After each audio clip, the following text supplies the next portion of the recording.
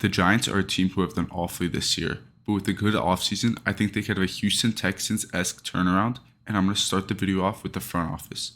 Brian Daboll is an elite offensive mind, and unless you're able to sign Ben Johnson, I think he's better than every other coach you would be able to get. But I don't think most people are worried about Brian Daboll as much as they are about Joe Sheen.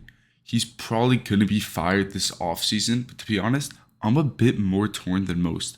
I don't think it's an obvious fire him like some people claim, because the 2024 draft is actually looking really good for the Giants. But before that, 2 draft classes in a row and 3 first-round picks, where only one player who's your top 5 pick in Kayvon Thibodeau is positively contributing, isn't okay.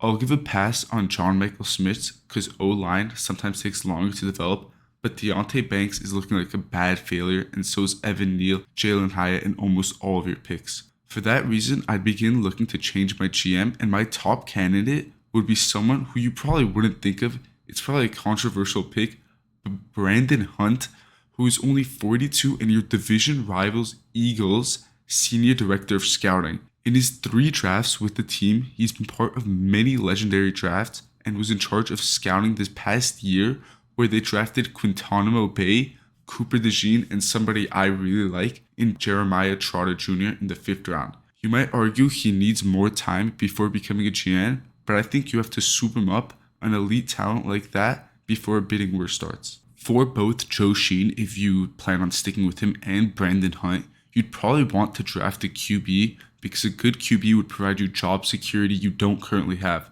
Also, if Daboll doesn't start winning or showing signs of improvement next year, then I think it'll be hard to convince people to keep his position unless you have a rookie QB showing flashes whose development you wouldn't want to harm. For all of Daboll's career, he hasn't been able to choose his quarterback. He was forced into having Daniel Jones, and now that that era is over, I think they're in the perfect place to draft a QB.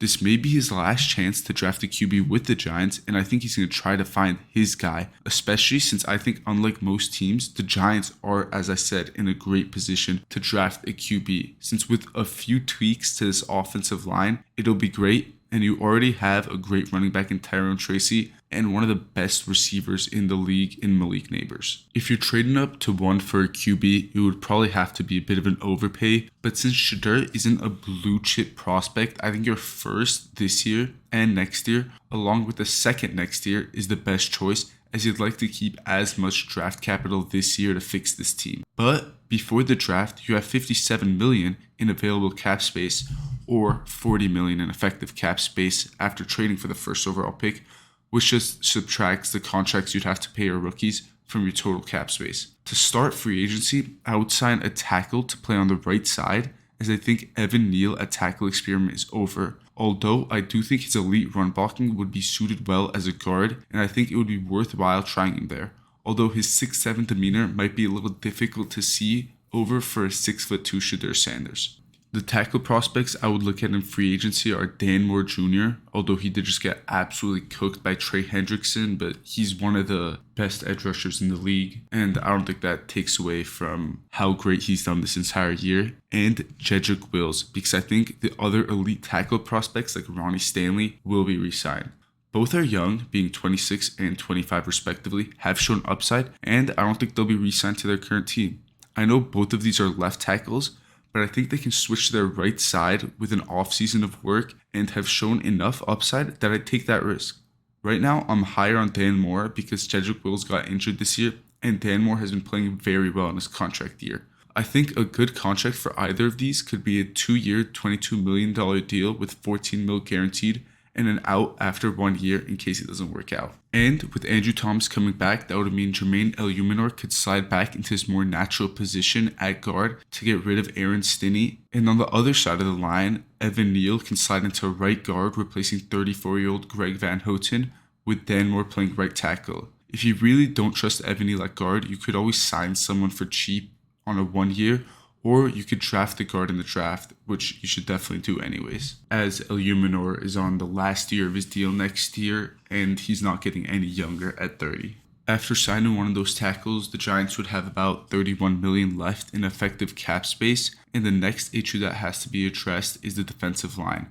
Luckily, there's a lot of great defensive linemen in this year's free agency. I would try to sign one of Puna Ford, Levi Onwuzurike, and if both of them re-sign with their team, which is a real possibility, Taylor Tart. Out of those three options, I like Puna Ford the most by far, and a contract for him could look like 3 years for $33 million, with $16 million being guaranteed. If you go with the Levi Onwuzurike route, you can get him for a little cheaper. If you can't get either of those and decide to sign Taylor Tart, who's a great prospect either way, he's just played less snaps, so you have less film to watch of him. A contract for him could look like 3 years, $21 million, with $12 mil guaranteed, and then out after year 2. Assuming you go the Puna Ford route, you would probably have a cap hit of about $6 mil, and Taylor Tart would get you a cap mill of about $4 million. And although I think you should draft corner, you should also re-sign Adoree Jackson to a 1-year deal, because the corner will most likely be a day 2 pick unless someone falls and you trade up into the draft. And although I like Drew Phillips, he's mainly a slot while Jackson is an outside guy. That contract would probably be a 1 year for $9 million, maybe $1 million in incentives. You could also sign him to a 2-year deal with an out after year 1, but he's almost 30 and corners fall off drastically. So I think a 1-year deal would just be fine. This would leave you with about $18 million effective cap space, and I really like Jalen Hyatt, but he's not working out for this team. And Darius Slayton is awesome and a great guy for backing up Brian Daboll, but I unfortunately don't think you re-sign him, because in his last 6 weeks, the most receiving yards he's had in a single game is 31, and the most receptions he's had is 2. Even worse, if you ignore the Indianapolis game last week, in which Indy's defense was so bad, it will probably get their defensive coordinator fired. The most receiving yards he's had is 27. He's had a large midseason collapse, and I don't think you can re-sign him, as he only has like 600 yards on the season. For that reason, I think you need to sign a slot receiver, and there are 2 real options in free agency, but both have pretty significant drawbacks. Those 2 are Keenan Allen and Hollywood Brown.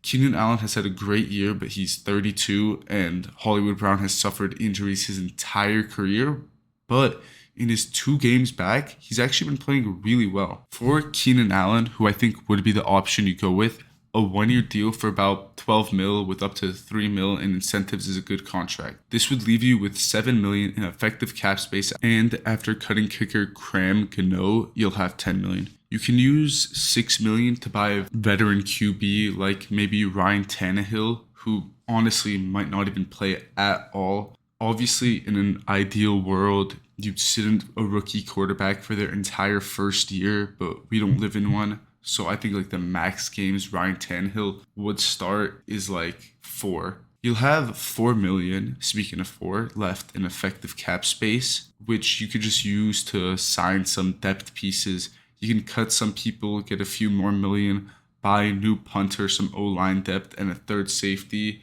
And if you can't fully fill out your roster, you have 7 picks plus some compensation for backups. Now to get into everyone's favorite part, a quick mock draft to end out the video. As I said, I think the Giants are going to be trading to number 1, and I think the pick has to obviously be Shedeur Sanders. He's kind of a boring pick despite being Deion's son. He has elite accuracy but doesn't have an insane arm. I think he has the highest floor in the class and still has a very high ceilings, just not like Cam Ward-esque. And he's personally my QB1. On to round 2, Darian Porter is a prospect who's not getting a lot of hype. He's 6'4", 200 pounds, has great speed and amazing ball skills because of his background as a receiver. He's also great in zone this year, being able to mark multiple receivers while staying in his zone and not overextending, and being able to switch who he's covering at any time. The only real issue I have with him is the fact that he's 24, which I usually don't mind older prospects, but as a corner, they age quickly, and it's really hard to be an elite corner into your 30s. Darian Porter's athleticism is what makes me okay with taking this pick, as I feel like he could still be an upper echelon athlete in the league up until his age 30 year. So if he develops nicely, you can fill out a big need for like the next 5 years. The round 3 pick is Armand Membu. He's an elite guard prospect who's a freak athlete, making Bruce Feldman's freak list. He has a great first step off the snap and is a great in pass pro while still showing lots of flashes in the run game. He also has both experience at guard and tackle, which coaches love to see, and is great in case someone gets injured. He's a super underrated prospect, and I think he's going to start flying up people's boards. The 4th round pick is Tez Johnson. He's an insanely fast athlete who's a great route runner, great in space, and can make difficult catches. The only real concern with him is the fact that he weighs 160 pounds, which limits him to exclusively playing slot and raises durability concerns unless he becomes Devontae Smith. Slot receiver is also not perceived as a valuable role, but in this offense where all the attention is on Malik, providing a speedy slot who, if you let catch the ball in space, will burn you is a much welcome addition. For your final pick in round 4, a compensatory pick which NFL mock draft database says you have for some reason, so I'm not going to argue with them. It's a kicker in Dominic Zavada. Kicker has been in need all across the league, so you're going to need to draft one high if you want to get the best kicker available.